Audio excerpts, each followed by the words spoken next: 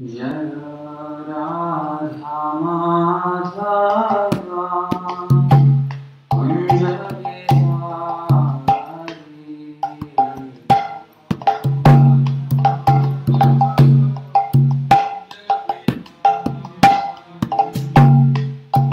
जय राधा माधवा कुंज बिहारी।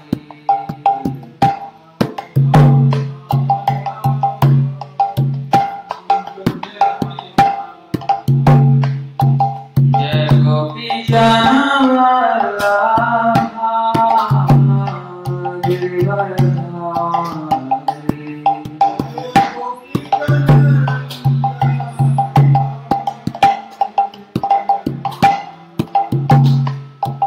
जय गोपी जनवल्लभा गिरिवरधारी।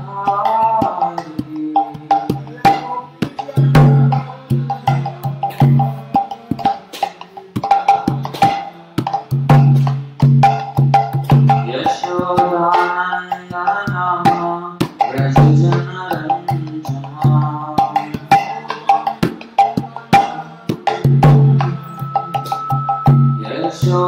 यशोदानन्दना व्रज जनरञ्जना।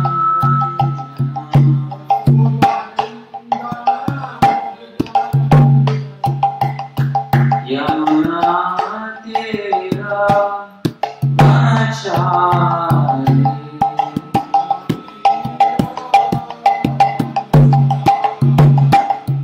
यमुना तीरा वनचारी।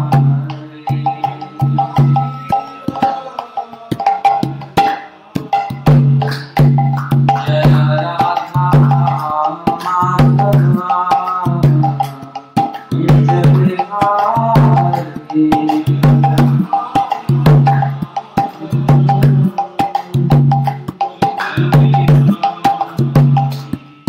जय गोपी जनवल्लभा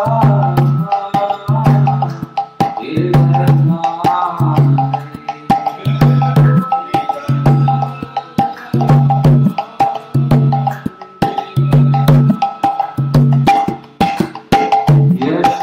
यशोदानन्दना व्रज जनरञ्जना।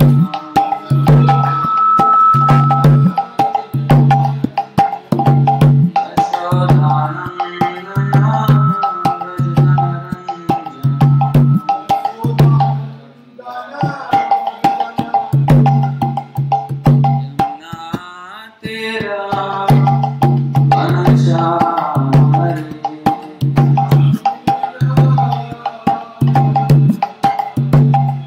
यमुना तीरा वनचारी।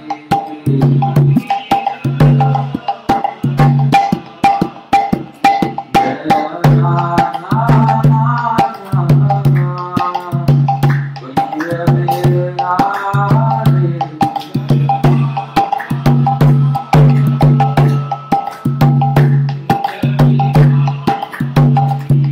जय राधा मदन मोहन राधा मदन मोहन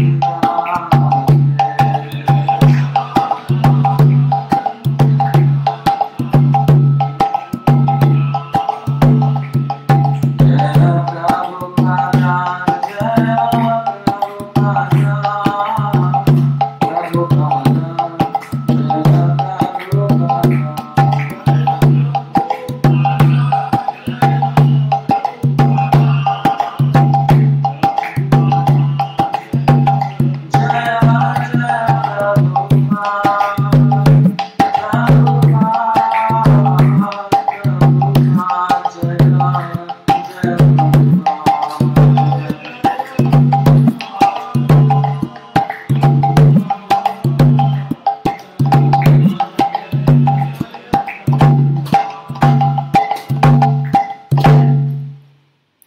जय श्री श्री ग्रंथराज श्रीमद भगवद गीता की। श्री श्री राधा मदन मोहन की। श्रील प्रभुपाद की। निताय गौर प्रेमानंदे। ओम नमो भगवते वासुदेवाय। ओम नमो भगवते वासुदेवाय। Om Namo Bhagavate Vasudevaya. Om Namo Bhagavate Vasudevaya. Om Jnanatirandhasya Jnananjana-shalakaya Chakshurunmilitam Yena Tasmai Shri Gurave Namaha. You also chant with me. Shri Chaitanya Manobhishtam Sthapitam Yena Bhutale Swayam Rupa Kadamahyam Dadati Svapadantikam Vandeham Shri Guru Shri Yuta Padakamalam Shri Gurun Vaishnavanscha Shri Rupam Sagrajatam Sahagana Raghunathanvitam Tam Sajivam Sadvaitam Savadhutam Parijana Sahitam Krishna Chaitanya Devam Shri Radha Krishna Padam Sahagana Lalita Shri Vishakhanvitamscha. He Krishna Karuna Sindhu Dinabandhu Jalapate Gopesha Gopika Kanta Radha Kanta Namostute Tapta Kanchana Gaurangi Radhe Vrindavaneshwari Vrishabhanusute Devi Pranamami Haripriye Vanchakalpatarubhyascha Kripa Sindhubhya eva cha Patitanam Pavanebhyo Vaishnavebhyo Namo Namaha. Namo Vishnupadaya Krishna Pristhaya Bhutale Srimate Bhaktivedanta Swamiti Namane. Namaste Saraswati Deve Gauravani Pracharine Nirvishesha Sunyavadi Paschatya Deshatarine. Jai Shri Krishna Chaitanya Prabhu Nityananda Shri Advaita Gadadhara Shri Vasari Gaura Bhakta Vrinda. Hare Krishna Krishna Krishna Hare Hare Hare Rama Rama Rama Hare Hare. So today's verse is from the 4th chapter, 4:33. Yes, 4:33. Shreyan Dravya Mayat Yajnat Jnana Yajnah Parantapa Sarvam Karma Akhilam Partha Jnane Parisamapyate. Shreyan Dravyamayat Yajnat Jnana Yajnah Parantapa Sarvam Karmakhilam Partha Jnane Parisamapyate. Shreyan Dravyamayat Yajnat Jnana Yajnah Parantapa Sarvam Karmakhilam Partha Jnane Parisamapyate.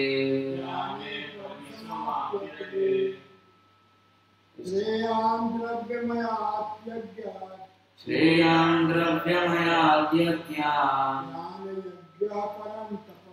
Jnana Yajnah Parantapa Sarvam Karmakhilam Partha Jnane Parisamapyate. Shreyan Shreyam dravyamaya yajnat Jnana yajna parantapa Sarvam karma akhilam partha Jnane parisamapyate Shreyam dravyamaya yajna Jnana yajna parantapa Sarvam karma akhilam partha Jnane parisamapyate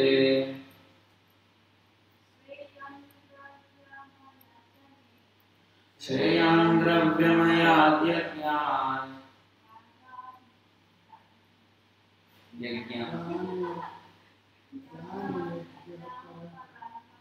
Jnana yajna parantapa Sarvam karma akhilam partha Jnane parisamapyate. The volume is still echoing. You bring a little bit down, not all the way.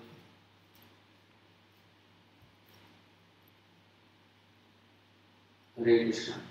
Hare Krishna. Yeah. Shreyan, greater. Dravyamayat, of material possessions. Yajnat, than the sacrifice. Jnana yajna, sacrifice and knowledge. Parantapa, or chastiser of the enemy. Sarvam, all. Karma, activities. Akhilam, in totality. Partha, O son of Pritha. Jnane, in knowledge. Parisamapyate, and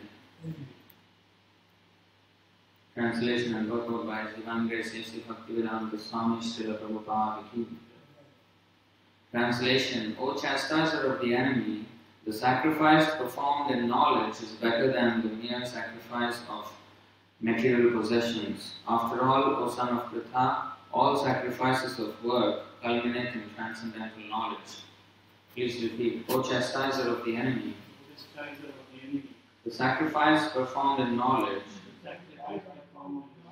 is better than the mere sacrifice of material possessions. After all, O son of Pritha, all sacrifices of work culminate in transcendental knowledge. Purport. The purpose of all sacrifices is to arrive at the status of complete knowledge, then to gain release from material miseries, and ultimately to engage in loving transcendental service to the Supreme Lord, Krishna consciousness. Nonetheless, there is a mystery about all these different activities of sacrifice, and one should know this mystery. Sacrifices sometimes take different forms according to the particular faith of the performer. When one's faith reaches the stage of transcendental knowledge, the performer of sacrifices should be considered more advanced than those who simply sacrifice material possessions without such knowledge. For without attainment of knowledge, sacrifices remain on the material platform and bestow no spiritual benefit. Real knowledge culminates in Krishna consciousness, the highest stage of transcendental knowledge. Without the elevation of knowledge, sacrifices are simply material activities. When, however, they are elevated to the level of transcendental knowledge, all such activities enter onto the spiritual platform. Depending on differences in consciousness, sacrificial activities are sometimes called karma-kanda, fruitive activities, and sometimes jnana-kanda, knowledge in the pursuit of truth. It is better when the end is knowledge.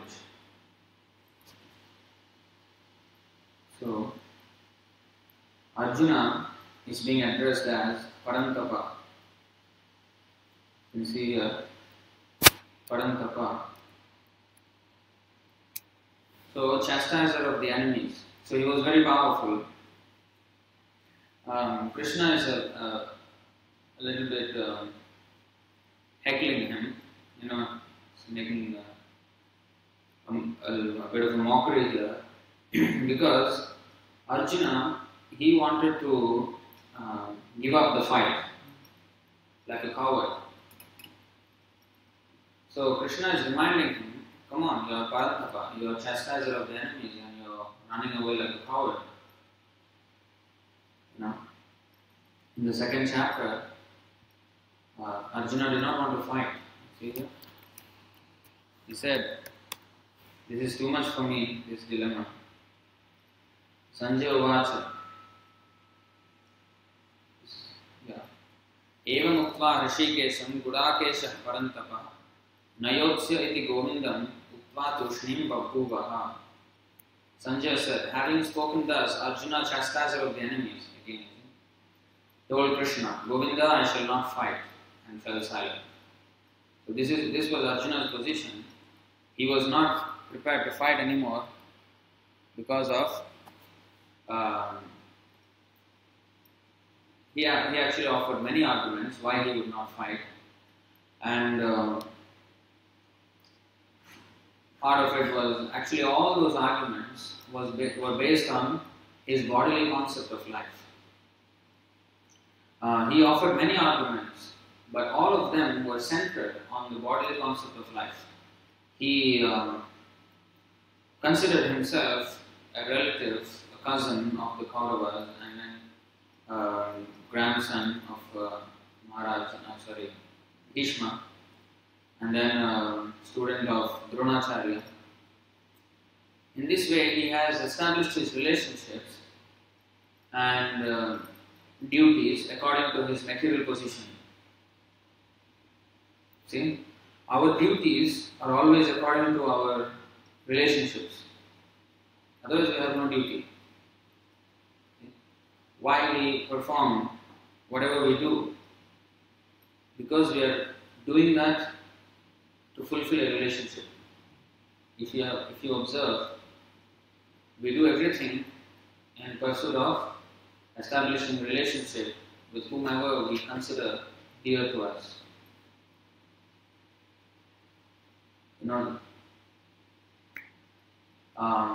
People serve their parents, or children, or boss, or customer, or even a dog. I've seen some dog training. There are so many schools for pet training.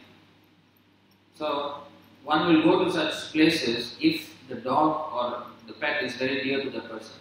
If a person does not consider or does not have a pet, he will not go to such a place. So our activities are always based on the relationships that we have. See? So, Arjuna, he established his relationship with all these material situations. His cousins, his teacher, his grandfather, or the land itself. So in this way, he has established so many relationships with the body. So Krishna is actually impressing upon him that your relationship, your real relationship is not with any of these. Your real relationship is with me. Therefore, your duty is to satisfy me. See? So this is what Krishna is trying to impress upon him. And he called him Parantapa. You see this translation. O chastiser of the enemy, the sacrifice performed in knowledge is better than the mere sacrifice of material possessions. Arjuna was actually in the position of sacrificing his material possessions. I will not fight. I will be neutral. I will not fight for this or that party. I will go away from this fight. He wanted to be neutral. But Krishna wanted Arjuna to be on his side. Usually, in material activities, a devotee or even Krishna, they are not interested to take any sides. They are neutral, udasin. They are not partisans of any viewpoints. they only maintain their position as the eternal servant of Krishna. But when it comes to Krishna's cause, we have to side Krishna. See, we cannot be neutral when it comes to the cause of Krishna itself. If we are neutral even there, that means we have not understood what is renunciation and what is attachment. Attachment and aversion, both are actually two sides of the same coin. If you take out Krishna from the picture, attachment to a material thing and aversion to a material thing are actually two sides of the same coin. It is both negative or positive attachment. I want to do this, or I don't want to do this. But if you notice, the center is I. I want to do this, I don't want to do this. When the center is I, that is when it is the same, two sides of the same coin. It's not like, oh, aversion is better than attachment. No. That is also there, actually, there is a verse like that. So who is a devotee, he is neither attached nor averse to material things. And that is called, again, transcendental knowledge. All sacrifices of work culminate in transcendental knowledge. Sacrifice. We all perform sacrifices on all levels.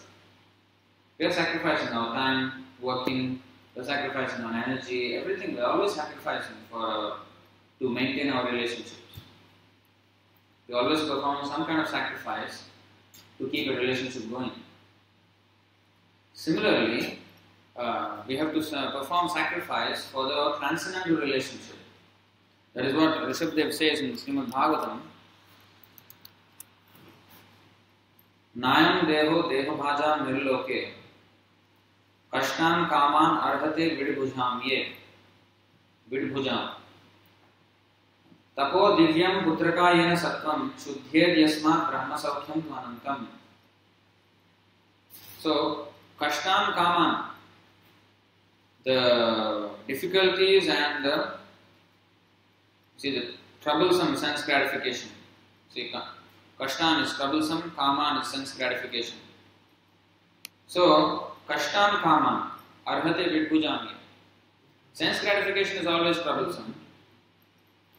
And such sense gratification is available even for vidbhujam of stool eaters, like the dogs and hogs. So, Rishabhdev is he was an incarnation of Krishna. He is telling that it is not worth sacrificing for sense gratification. Our so-called sacrifices in the material world are to please our bodily attachment, like maybe our family, our country, our species, our race. In this way, we perform sacrifices to satisfy our extended self. So Prabhupada always call it extended sense gratification. Either I want to be happy, or I want my family to be happy, or I want my country to be happy, my race to be happy, my dynasty to be happy, my species to be happy. So these are all extended sense gratification. Circles of expansion of sense gratification. Because the center is always myself, my family, my country, my race, my species, all mine. The center is always a me, aham, mamata. I am mine. This platform, when the center is I, whatever you say, my, it is all still I am the center. So it is all sense gratification. So any sense gratification is available even for the vidbhuja, for the stool-eating animals. They also sacrifice for family. Like animals. If you see National Geographic channel, some of the animals, like the lion, they attack some deer or zebra or buffalo or elephant sometimes even. And then they usually target the younger, tender ones who are not so strong. So when they do that, the mother or father, they try to fight back. So because why? They have the same affection, they are sacrificing for their children. See? They also have these tendencies. And the lions, they have their boundaries, territory. And they mark their boundaries with the urine. Dogs also do that. So they can smell if another lion is coming from other territory. Just by the smell of the urine they can spot. So in this way they also have, oh, this is my territory, my family, so on and so forth. So this is everywhere. But that tapasya is condemned. Therefore Rishabhdev says, tapo divyam. We have to do tapasya for transcendental reason. Divya means divine, transcendental, not for material. Sacrifice should always be done. Everybody does, but in human form, we should do tapasya for divine or transcendental purpose. And what is that? For the satisfaction of Krishna. That is our eternal relationship, our transcendental relationship. And in any relationship there is sacrifice. So in this relationship also there is sacrifice. Krishna says,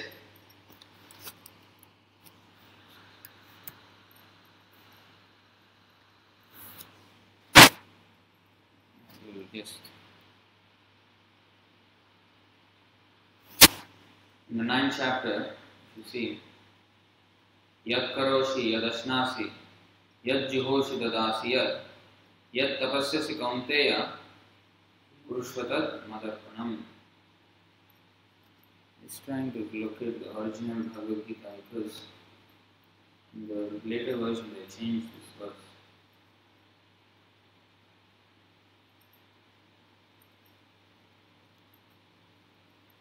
So here,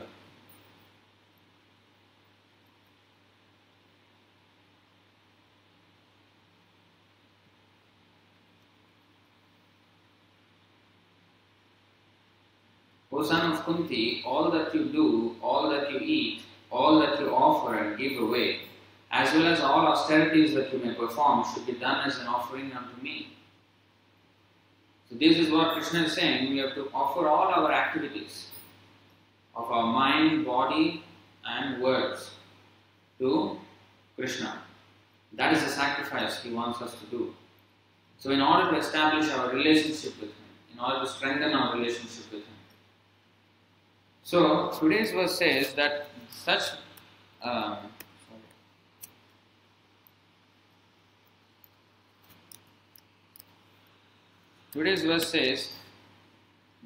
knowledge, such sacrifice should be done with knowledge in the end. The sacrifice performed in knowledge is better than the mere sacrifice of material possessions. Now here Arjuna was sacrificing his material possessions, his reputation as a fighter, he's sacrificing his, his fame and also his duty, everything he is sacrificing but without knowledge. So therefore his sacrifice was condemned by Krishna. Therefore Krishna is saying sacrifice performed in knowledge is better. So if you understand that Krishna is actually the Supreme Personality of Godhead and our sacrifice is all meant for him, then that is proper sacrifice and that will liberate us. And in the 3rd chapter, 9th verse also, Krishna is saying, Yajñārthat karmanonyatra lokoyam karmavandhana tadartham karma kaunteya mukta sangha samāsana. Work done as a sacrifice for Vishnu has to be performed. Otherwise, work causes bondage in this material world. Therefore, O son of Kunti, perform your prescribed duties for his satisfaction. And in that way, you will always remain free from bondage. See? So Krishna is asking us to perform activities in sacrifice, in knowledge, so that we become free from this bondage. That is the whole idea of human life. The human life is a loophole in this tight shell of material existence. This universe is so tightly packed up, and all living entities are trapped. The shell of the universe is so tight that there is no escape out of this. But there is one loophole, that is the human life. In only human life we can actually go out of this entanglement. It is said that the diameter of the space in this universe is 4 billion miles, according to Vedas, not according to our scientists. And that space is covered by layers of shells, each 10 times as bigger than the previous. That means 2 billion miles in radius, and then the first shell is that of Earth, the shell of Earth covering the entire universe, which is 10 times the radius of the universe, 20 billion miles radius. And then the next layer is water, which is 20 times 10, 200 billion miles thick. And like that, fire, 2,000, 2 trillion miles. Like this, every layer is 10 times the thickness of the previous. How thick, this whole material universe is so packed up, there's no escape. You can't drill a hole through this and go out. No way. But the loophole is the human form of life. In this life we can make the solution. Therefore, the whole Vedic literature is so full of instructions for the human society to take up this process of sacrifice. Mainly, what is sacrifice? What is sacrifice? Sacrifice means not to give up something, or because what is ours to give up? Nothing was ours in the first place to give up. The sacrifice is that of the false sense of ownership that we have over material things. So nothing is ours, but we have falsely thought it is ours. That sacrifice, and that also vairagyam means renunciation, should be done. There is partial vairagyam and complete vairagyam. That is explained by Rupa Goswami in the Bhakti Rasamrita Sindhu.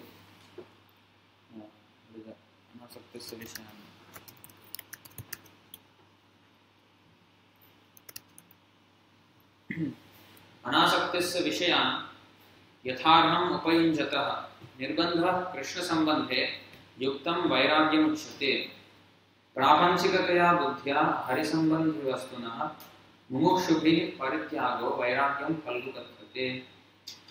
When one is not attached to anything, but at the same time accepts everything in relation to Krishna, one is rightly situated above possessiveness. On the other hand, one who rejects everything without knowledge of its relationship to Krishna is not as complete in his renunciation.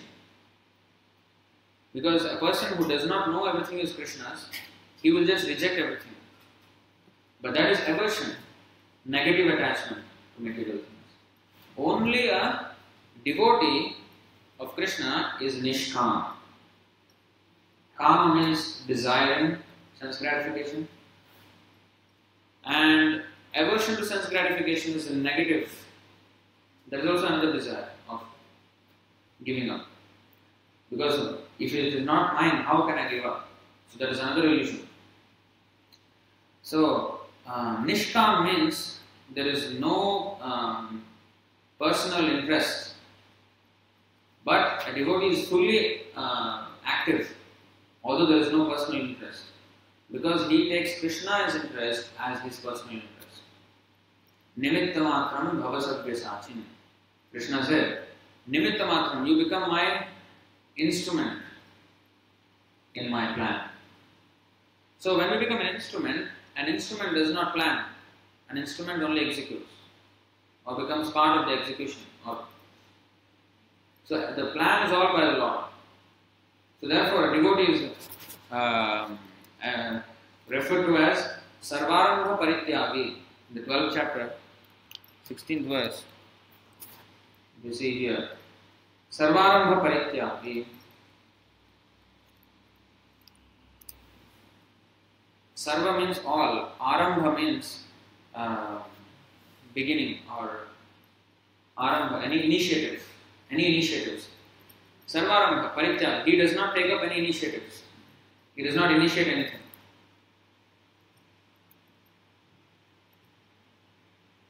Not striving for some result.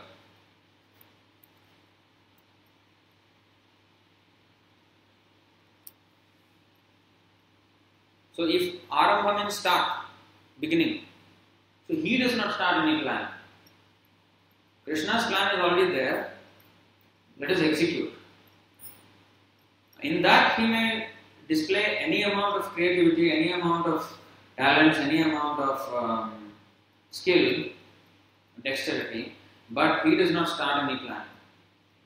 When people go to Krishna with their personal plans first, and they take Krishna as an instrument to fulfill their plans, that is called a prakrita bhakta, materialistic devotee. He comes to Krishna, but he has his own worries in mind, and he comes to mitigate them. Usually, that's the beginning.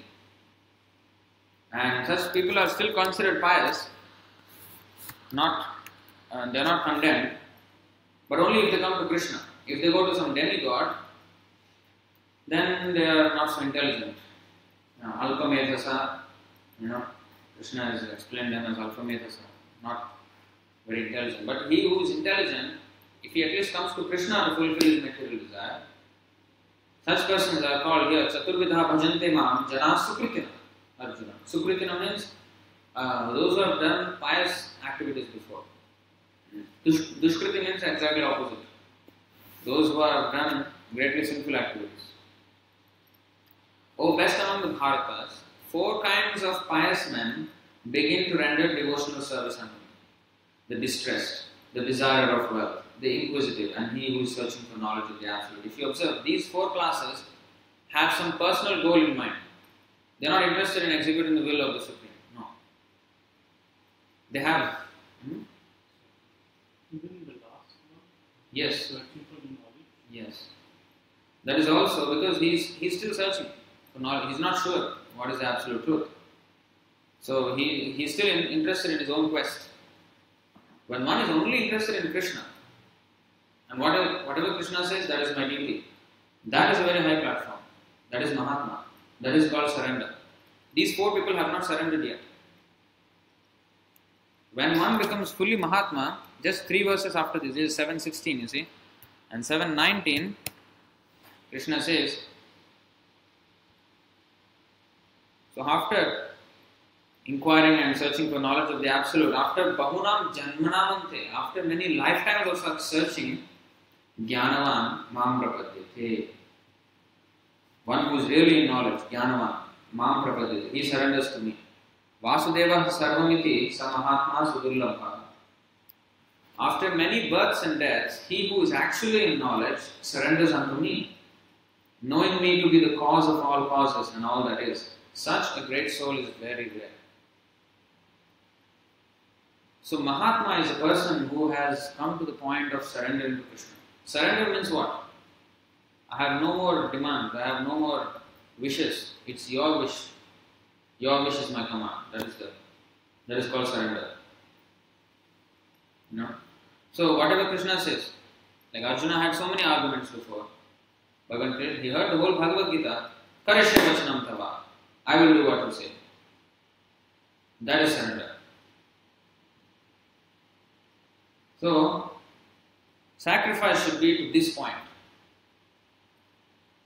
Anything that falls short of complete surrender to Krishna is not the ultimate sacrifice.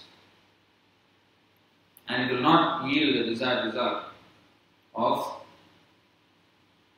moksha. That's why Krishna says, Sarvadharman parityajya mamekam sharanam vraja Ham tvam sarva papebhyo moksheshyam ma sucha. Sarva dharmam parityajya. Abandon all varieties of religion and just surrender unto me. I shall deliver you from all sinful reactions. Do not fear. So he shall deliver from why we are here. Because of sinful reactions. We are in this material world. And all such sinful activities we commit because of ignorance. If one is really in knowledge, one will not commit. If I know that something is wrong, I will not do it. Or if something is painful, I will not do it. But there are some foolish people who say that it is adventure to try out and do some dangerous thing. These are foolish people. Like there are stuntmen who know what they are doing is very dangerous. They don't have value. They don't value their human life. People may praise such risk taking. Oh, he is a great stuntsman, he did that, he did this, he did that. But what is he doing with his life? How rare opportunity it is, human form of life, to get out of this cycle of birth and death. And you simply wanting to end it meaninglessly, just to entertain some people. What is the value? In fact, Srila Prabhupada was shedding tears when he even saw one person. Prabhupada usually takes morning walks. And while he was walking in the morning, then he saw a man early in the morning, I think 6 something. He was playing golf. He was aiming at the pole and shooting the ball there. Prabhupada was shedding tears. How valuable life he has got, human form of life. Wasting it away and just pushing a ball into the pole. How Prabhupada is saying, you see. We may say, he's playing. But see how Prabhupada is saying, how deep is his compassion for the conditioned souls. Things which we may think it is normal. The pure devotee, he knows every material endeavor is full of, it's a complete waste of time. So, he does not hold these activities very highly, in high regard. Ordinary people may hold them in high regard. Oh, he is a great golf player or cricket player or soccer player, whatever, or stuntsman, whatever. But all such activities are waste of time.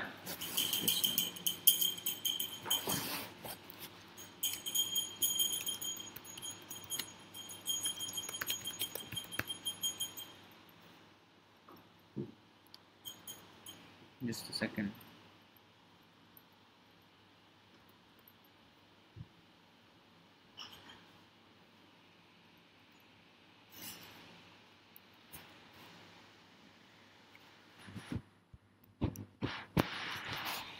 Yeah.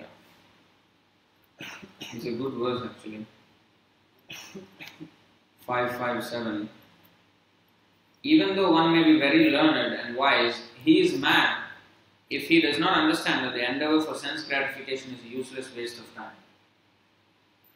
Being forgetful of his own interest, he tries to be happy in the material world, centering his interests around his home, which is based on sexual intercourse and which brings him all kinds of material miseries. In this way, one is no better than a foolish animal. He may be so-called learned in material estimation. People may glorify such people. But here it is said, it's useless waste of time and he is actually no better than a foolish animal. Very strong words actually. But this is actually the truth. Therefore, there is this verse in the second canto. Svavidvarahoshtra kharai samstuta purusha pasu nayat karna pathopeto jatu nama gadagraja. Men who are like dogs, hogs, camels and asses praise those men who never listen to the transcendental pastimes of Lord Sri Krishna, the deliverer from evils.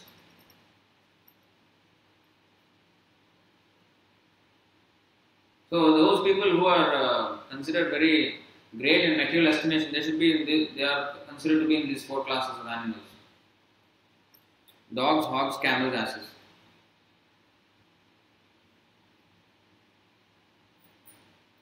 Particularly chosen these 4 animals. There are reasons also why they are chosen also. So Bhagavatam is very purposeful in its statements, not simply rhyming words just put together. Still they are rhyming the verses, but also they are very meaningful and purposeful. There is no scripture like Bhagavatam, Srimad Bhagavatam.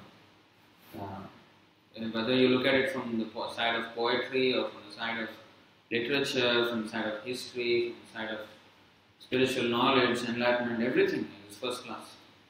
Puranam Amalam, Yad Vaishnava. Amalam Puranam, spotless Vedic literature. So dogs are chosen because dogs, unless the dogs have a master, they are considered very precarious. They are in a very precarious condition. A street dog, you see. But a dog who has a master, he is very powerful suddenly. He will become. So, people usually want, especially in Kali Yuga, the whole education system is also directed like that. That we have to all become, we should all have a master, one boss, we should get employed somewhere. Otherwise, all our education is useless. So, that is preparing us to be dogs. And they have no independence. When the master, the dog may jump around here and there, but when the master says come, and he has to just quietly come. No independence. And then hogs. Hogs are very, they eat anything and everything and have sex without discrimination. Hedonistic. Hedonism. They practice hedonism to perfection. They eat even stool and have sex with your mother, sister or daughter, doesn't matter. Dogs also are like that. So, animals, they don't have any morals. That's hogs. So nowadays people, they like to eat anything and everything. They like to experiment. What exotic dishes? What is exotic? This is what they want to try. And sometimes I think there are TV shows also. They dare them to eat some horrible stuff. And so they think it is, X factor. X factor. The factor is that they are going to hell. They don't know that is the X factor. Camels. Camels are also chosen very purposefully. Camels, they eat thorns, cactus plant. And when they eat that, the thorns prick the inside of the mouth and it starts to bleed. But the camel is so foolish that this blood mixed with all these thorns and cactus, together it tastes very nice for the camel. And it enjoys. This is camel. So people are like this. Explained in the Bhagavatam in another place.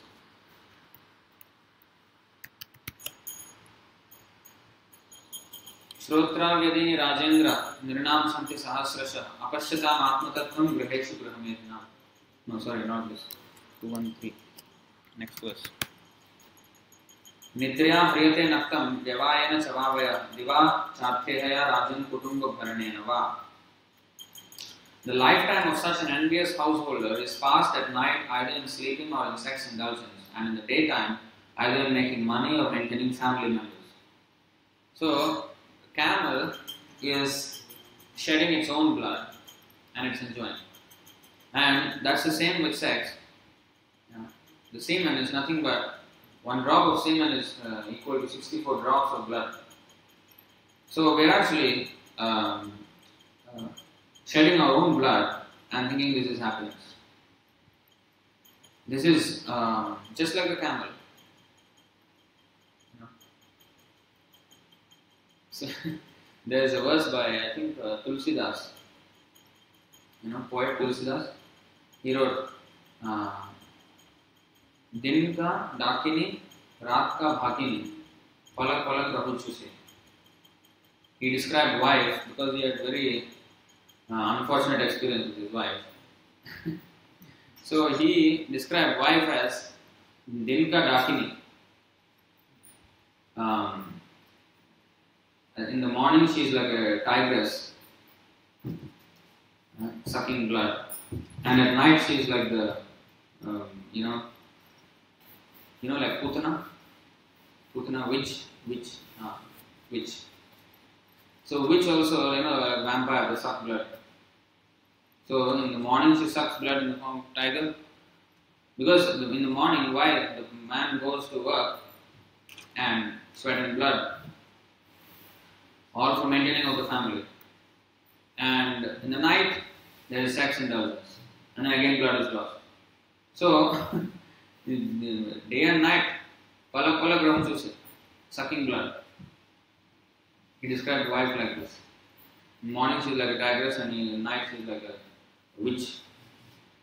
So, it's because of the attachment that we shed our own sweat and blood, but then we think that is happiness. This is camel. If you tell this to a materialist, how you can say like this? But it's actually fact. I mean, ultimately, what is the end? Where are we going with all this? Yeah, you may say it's very, this is a great sacrifice, we have to have families. Yes. But the real duty of a family member is to make everybody Krishna conscious. Krishna says he is not against sex life. No. Dharma viruddha kamosmi bharatarshapa. Sex life which is not against religious principles, that is sanction. That's why Prabhupada's guru, Bhaktisiddhanta Saraswati Thakur, he was an Ashti Brahmachari. That means he was a celibate all his life. He never married. He said there was no dearth of girls, because he was a very, very learned man. He was a very intelligent. At the age of 7, he could even explain. He memorized the entire Bhagavad Gita, 700 verses in memory, and he can explain each one of them. At the age of 7. That is Bhaktisiddhanta Saraswati Thakur. Once he reads any book, he will never forget what is in the whole life. Such a sharp memory. He was called a walking encyclopedia. On whatever subject, he could take on arguments with any kind of people, on whichever subject they want.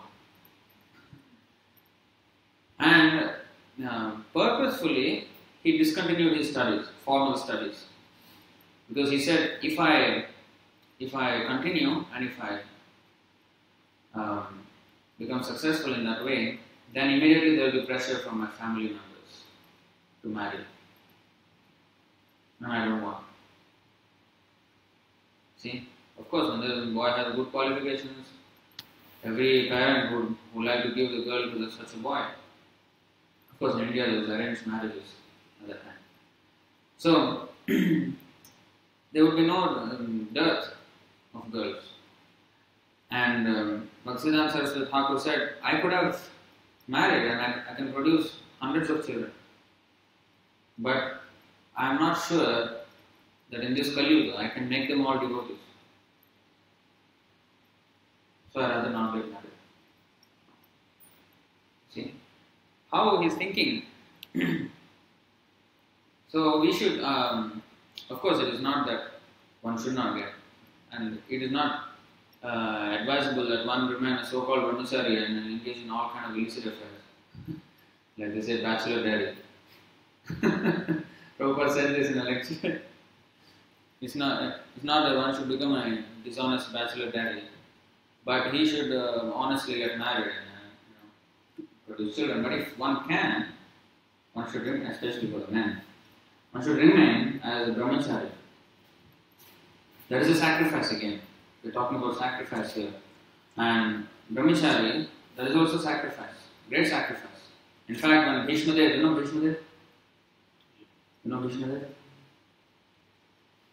Bhishmadev is the grandfather. Grandfather in the sense not directly seminal grandfather, But because he was the grandfather's brother, so he was also considered grandfather of the Pandavas and Kauravas. Arjuna, the two parties in the Kurukshetra war.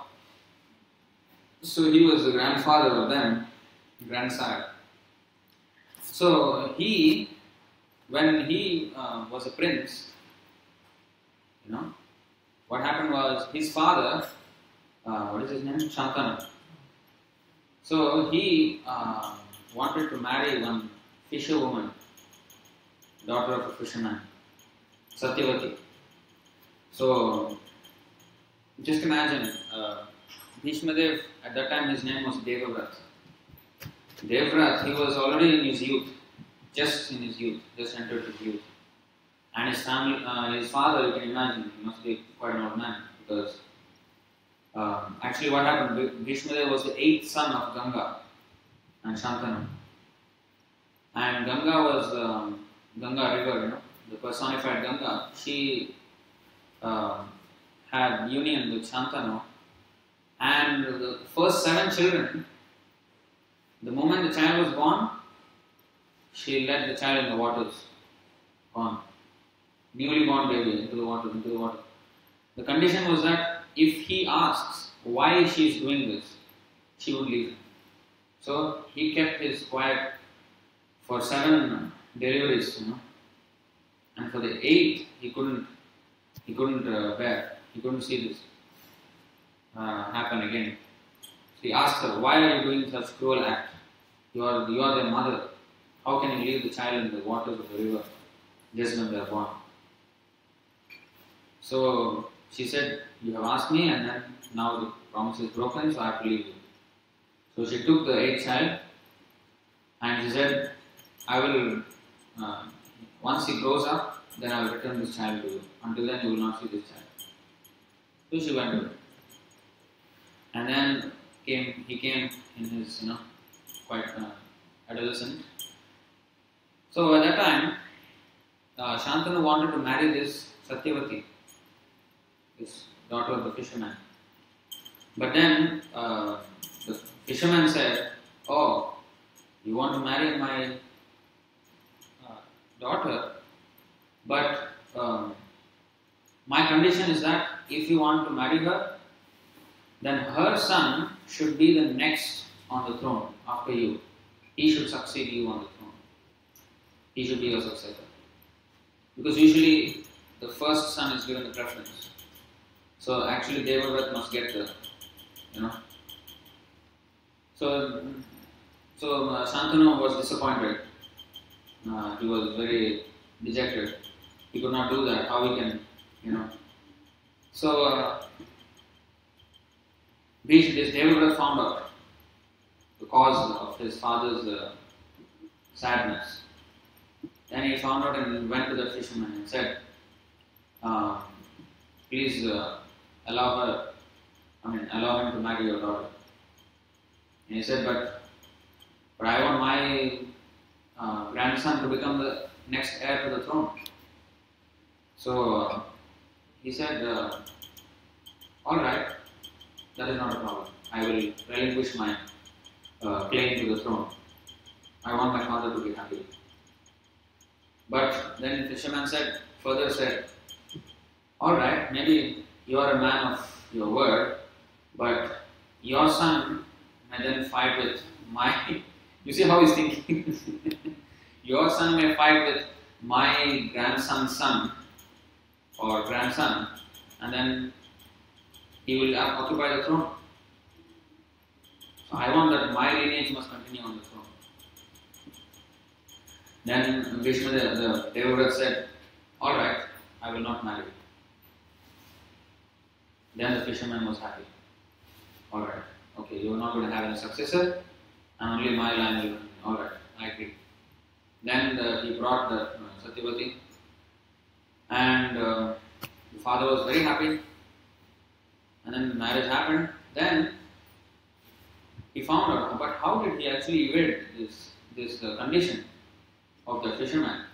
When he asked and he found out that Devavrat was not going to marry, then he called Vishnu Pratigna. He could not imagine how he could do such an act of not wanting to marry. here he is a father who wants to marry again, and here is a son who is an adolescent and who has relinquished the happiness of marriage. So he called it Bhishma Pratigna. Bhishma means horrible. Pratigna means promise. Or you have made the most horrible promise. for a person attached to material life, this vow of brahmacharya or celibacy is not just celibacy, not just being a bachelor. That's not brahmacharya. Sometimes Indians get this wrong. Brahmacharya means bachelor. No. Brahmachari, brahmacharati iti brahmachari. One who is treading the path of Brahma, I mean spiritual path, he is the brahmachari. Even though one may be a householder, if he is satisfied with just one woman, and then Prabhupada said, what is that? Even in the presence of a beautiful and obliging wife, if one is still not attached to her, but attached to Krishna, he is also considered to be a brahmachari. So, brahmachari is one who is strictly following the spiritual path. And especially Naishti brahmachari are those who are not taken a vow not to marry. For a person who is materialist, he just cannot understand he just cannot accept this. It is very horrible. So, but this is a sacrifice. So, Bhaktisiddhanta Saraswati Thakur said, I could have produced hundreds of children, but I am not sure if I can make everybody devotee. So therefore, the duty of a parent is to make the children devotees. This is the duty. Somehow or other bring them to Krishna consciousness. Of course, whether they make it or not, when they grow up, that's another thing. But one must make all endeavor to make them devotees of Krishna. That should be that is a sacrifice. Instead of just letting them go or do whatever material pursuit they have, just let them pursue them. No, not like that. One should thoroughly educate the child on how to become a devotee of Krishna. So that is sacrifice. So these are all bona fide sacrifices that is directed towards Krishna consciousness, towards satisfying Krishna. In Kali Yuga, the sacrifice is Harinam Sankirtan. Sankirtan Yajna. Yajna means sacrifice. And Sankirtan Yajna means congregational chanting. Come together and chant. What is the sacrifice in that? We are sacrificing our time gossiping. Instead of engaging in all kinds of topics. Sacrificing the tendency of sense gratification and employing that in the chanting of glorifying the Lord. Ultimately, sacrifice is meant to glorify the Lord.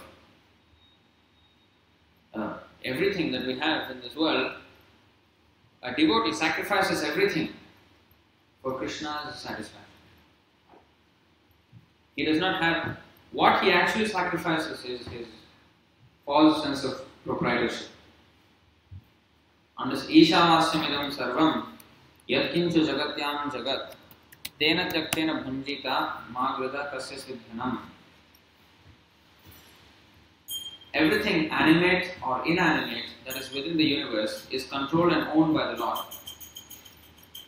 This knowledge is first.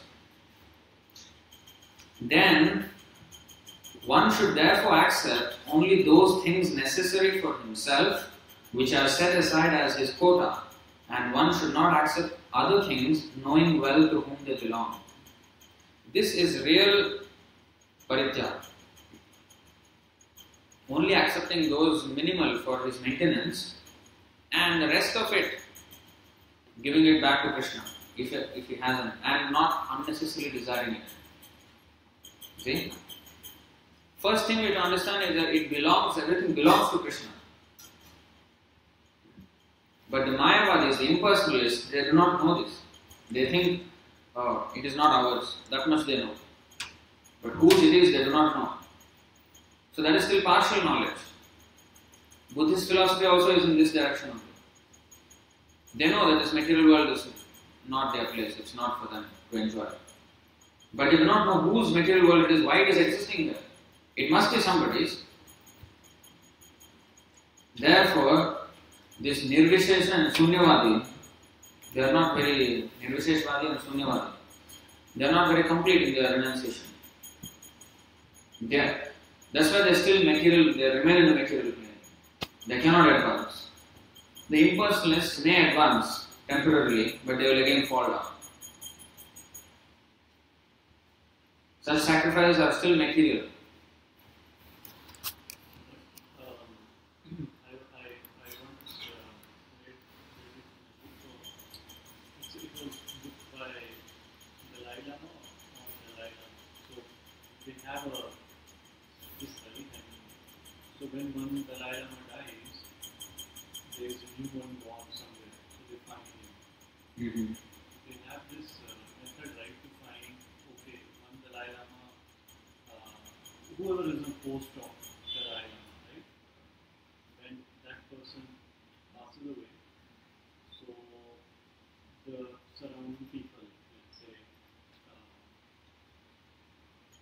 people who are, let's say, working in the temple or whoever, they usually get some hints, okay, where is the next one born? So then they go there, then they observe. So as per those hints, they know, okay, this is where somebody is born during this time. They observe, okay, whether this new child is displaying those special abilities or not. So then they take him, make him the Dalai Lama, because they have some goal which needs to be fulfilled. So which is a very amazing fact, right? I don't know if it is true or not. It's See, this whole Tibetan Buddhism, from what I know, current Dalai Lama, he eats meat. When he eats meat, what is the value of any other this and that and what all fantastic descriptions and all this doesn't hold any value. Yeah, the whole Buddhism, the underlying tenet of Buddhism is ahimsa paramo dharma. Ahimsa is the first thing. And Dalai Lama even went on record saying that I would rather eat a cow than a goat or a chicken, because one cow, it is better to kill one big animal than many small animals. If that is his philosophy, what is the use of anything? Everything else doesn't, it may sound fantastic, but doesn't hold any. Well, it sounds stupid, not fantastic. I just didn't want to say that. So see, the whole parampara system is very scientific. When the guru, there is a succession of disciplic succession. Now that is very scientific. The knowledge is handed down. The principle of guru doesn't change. So the knowledge is handed down. So our parampara system is based on the knowledge. So if the knowledge is not followed, if I am committing violence, then where is the parampara? It's all gone. So it doesn't hold much meaning actually. So real thing is when one actually surrenders and takes shelter of the lotus feet of Krishna. That is solid. Otherwise, whatever sacrifices we do, it only ends in the material platform. You see, this is the verse. Yenyera vindaksha vimukta maninas tvayasta bhavad avishuddha buddhaya arubhya prachrena param padam tata patanti adho anadriti yushmadam kaya. Someone may say that aside from devotees who always seek shelter at the Lord's lotus feet, there are those who are not devotees but who have accepted different processes for attaining salvation. What happens to them? In answer to this question, Lord Brahma and the other demigods said, O lotus-eyed Lord, although non-devotees who accept severe austerities and penances to achieve the highest position may think themselves liberated, their intelligence is impure. They fall down from their position of imagined superiority because they have no regard for your lotus feet. They only think they are very superior. Imagined superiority. This is not, this description is all imaginary. This whole thing that you have just said. Something they are concocting their own thing, but underlying principles are all broken. What is it? So, even if one follows, okay, maybe somebody is faulty in this, but even if somebody follows very, very strictly, arubhya krichrena. Krichrena means with great, labor, by undergoing severe austerities. Actually the real Mayavadis or real Brahmavadis, they are not cheapskate people, they actually undergo very, very severe austerities. If you see in the Himalayas, if you get chance to meet any yogis out there, they are very, very severe and very strict about. They are not like, we find many quacks, but there are many people who are not quacks, who are doing with very, very strict diligence their tapasya. But still, if they neglect the lotus feet of Krishna, they will again fall down. For sure, they will fall down. So, that is explained here. Anadruta yushmadangraya. Because they don't have regard for Krishna's lotus feet, therefore they again fall down. So if we perform austerities or penances or sacrifice without Krishna as the aim of the sacrifice, then it is partial, it is not complete. And we will again return back to this same samsara, same cycle of birth and death. Because as I said, attachment and aversion are both actually the same thing, two sides of the same coin. Because the center is me. So a devotee is not averse to anything or not attached to anything. This is very, very unique position of a devotee. He doesn't despise anything material.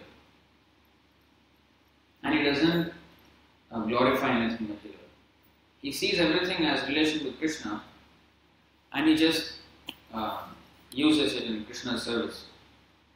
There was once one disciple asked Srila Prabhupada that it is very difficult in the midst of beautiful women to be spiritually strong. Something to that effect. Then Srila Prabhupada said, no, there is another vision where one should see all those beautiful women as Krishna's gopis, and they are meant for his satisfaction, not mine. When you see that all the women are for Krishna's satisfaction, then the desire goes away. Then one can be fixed in Krishna consciousness. So to see everything in relation with Krishna, so he doesn't run away. Oh, this is a beautiful woman, she is Maya. Of course, in the beginning, when one is not fully advanced, he should. It's not that one imitates one Paramahamsa and mingles around with all women. No. Especially when one is conditioned, we should not imitate a great personality. But that is a standard. There is a standard wherein we can see every woman as the gopi of Krishna and is for Krishna's satisfaction, Krishna's pleasure. She is for Krishna's pleasure. So therefore, Prabhupada went to America and engaged so many beautiful women and even men in the service of Krishna without getting attached to anything, anybody. He remained as a spiritual master. So you see. So there is, but of course when one is not advanced, especially in the beginning stages, there are so many instructions in the Bhagavatam also, very strongly against association with women.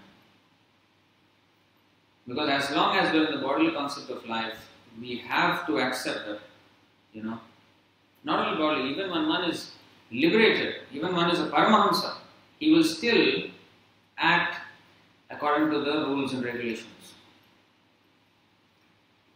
So as not to disturb, of course some are there, pure devotees, their actions cannot be understood even by ordinary devotees. Like there was this, in Chaitanya Charitamrita Leela, there was Ramananda Rai. He was a very, very confidential associate of Chaitanya Mahaprabhu. He was from Orissa. So he was,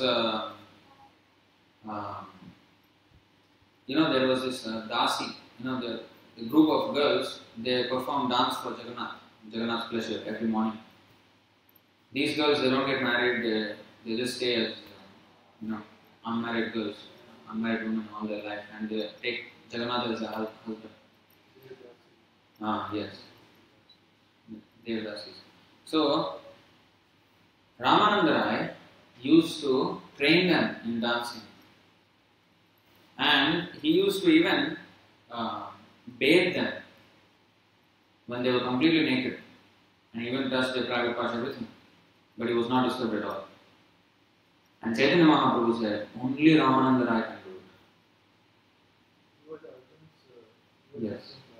Yes. So, even Chaitanya Mahaprabhu never did it. Chaitanya Mahaprabhu himself said, when I hear even the name of a woman, there are some changes in my mind already. Even when I hear the name of a woman, see how, of course Chaitanya Mahaprabhu is not disturbed at all, but he's teaching us how to become a devotee. That to think of a woman is detrimental for our spiritual advancement.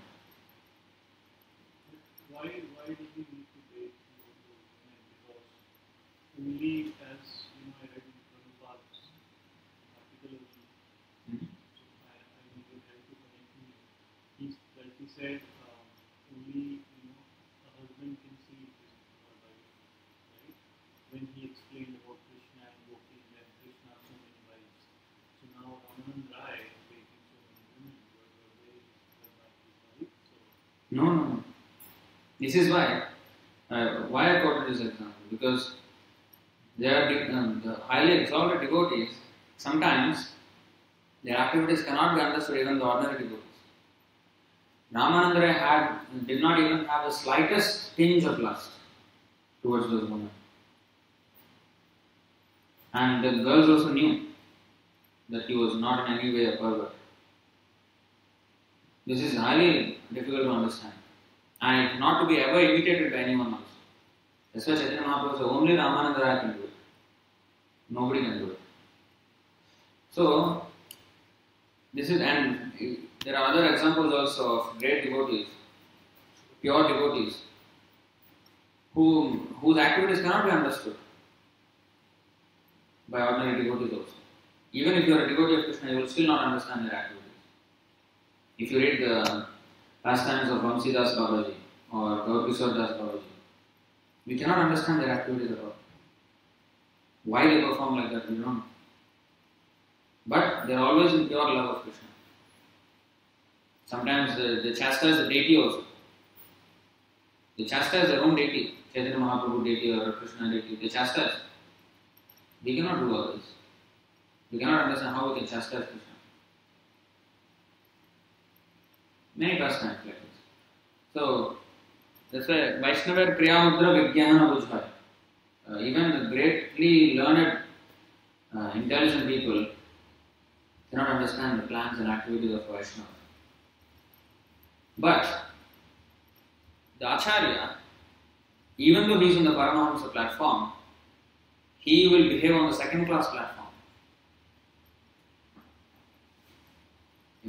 He will act in a way that is, exemplary to the neophyte devotee. He will not act in the way which is oblivious to all considerations. He will act in a way which is, in which he teaches. Acharya means achara first. Whereas, the Ramananda Rai, he saw every woman as Krishna's gopi. So he was not on the platform of enjoying them at all. Totally different. But an Acharya, he acts to teach the ordinary disciples, ordinary devotees, how to behave and how to advance. So therefore in Srimad Bhagavatam we find many places where association with women is so much condemned. So that is all necessary. But then there is another vision like this. So that is sacrifice. So to see everything in relation with Krishna, that is complete sacrifice. If we can see like that, there will be no place, either in heaven or hell, that will be a dangerous place. Even in heaven or hell, a devotee is perfectly calm and composed because he remembers Krishna anywhere. So our sacrifice, the whole point of today's verse is that our sacrifice should be in pursuit of transcendental knowledge. We should do everything that is favorable to Krishna. Anukulyasya sankalpa, pratikulyasya varjanam. You have to accept those things which are favorable to Krishna consciousness. You should reject those things which are unfavorable. These are all sacrifices. Ekadasi, fasting, that is a sacrifice. Fasting unto death for nation's independence, that is not tapodivyam. That is not transcendental sacrifice, like what Gandhi did. That is not transcendental. But sacrifice, fasting for Krishna, Janmashtami or Ekadasi or festivals of Krishna, that is transcendental sacrifice. So, pranair, arthair, dhya, vacha. 4 ways we can sacrifice. By life, we can sacrifice our life for Krishna. That doesn't mean we stand in the altar and that's not sacrifice. Sacrificing life means all our activities dedicated to the service of Krishna. That is sacrificing our life. And then artha, sacrificing our wealth for Krishna's. Then there is dhya, sacrificing our intelligence, using our intelligence how to push this Krishna consciousness forward. Of course, not speculate our own ways. Within the jurisdiction of the Srila Prabhupada's instructions and Krishna's instructions. Nowadays in ISKCOM, the gurus are trying to find their own ways of preaching, diluting the philosophy and accommodating the Mayavadi philosophy. And this is not using the intelligence in Krishna's service. They are becoming too intelligent. More intelligent than the Guru, more intelligent than Krishna also. More intelligent than Chaitanya Mahaprabhu. Chaitanya Mahaprabhu said, don't associate with Mayavadis. And these people, they think associating with Mayavadis is still okay. Chaitanya Mahaprabhu said it is better to remain in a cage full of fire and wild animals around and snakes, poisonous snakes, rather than being in the association of non-devotees or Mayavadis. It is better this one. This is better. How more dangerous is that? But they think it is okay. And they talk also in that language. So this is all not, that is becoming too intelligent. We have to use our intelligence within the purview of Krishna's instructions. Not go out of that. And then via vacha, use our words, sacrificing our words for Krishna's satisfaction. That means instead of talking gossip, chant Hare Krishna. Instead of eating rubbish, eat Krishna Prasadam, using our tongue in Krishna's service. So in this way, when we engage in sacrifice of our bodily activities, our mental activities, our vocal activities, then we progress in Krishna consciousness. So I'd like to stop here. Any questions or comments on this topic?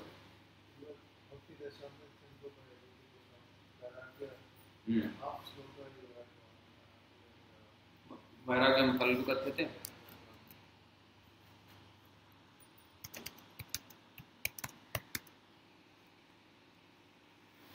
अनासक्तस्य विषयान्.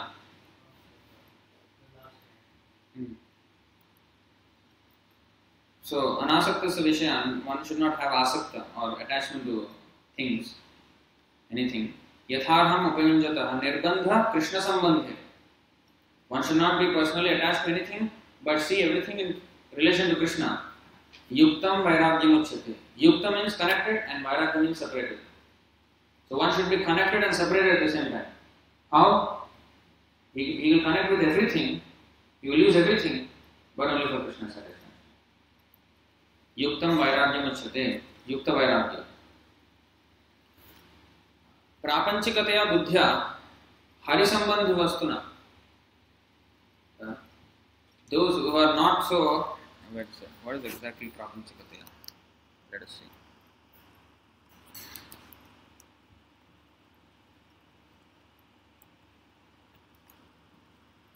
I don't know if it is quoted anywhere.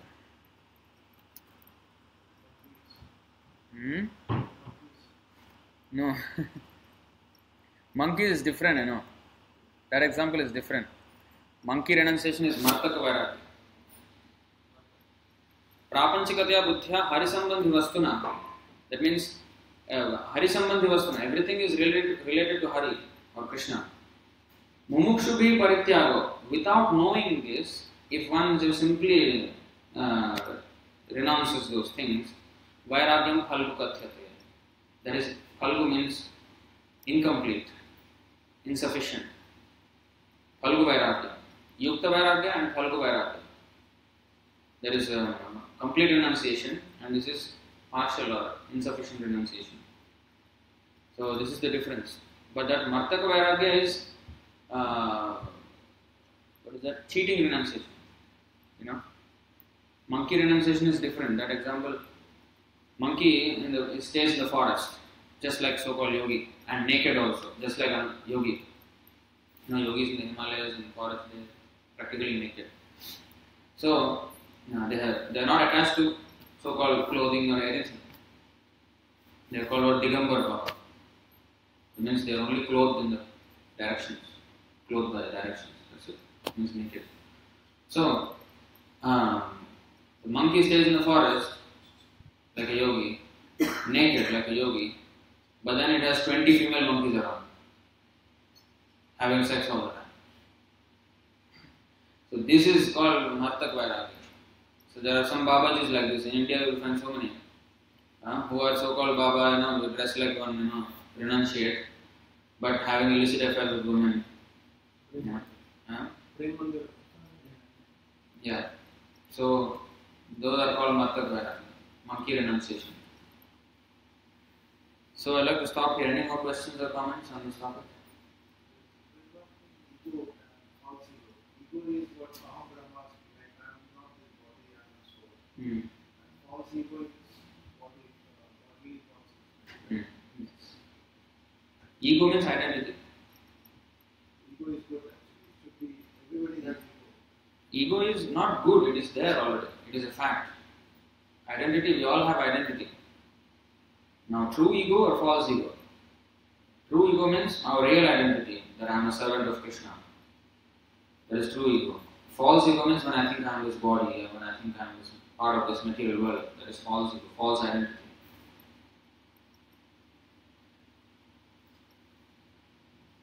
Anything else? So we'll stop here. Srimad Bhagavad Gita ki, Srila Prabhupada ki,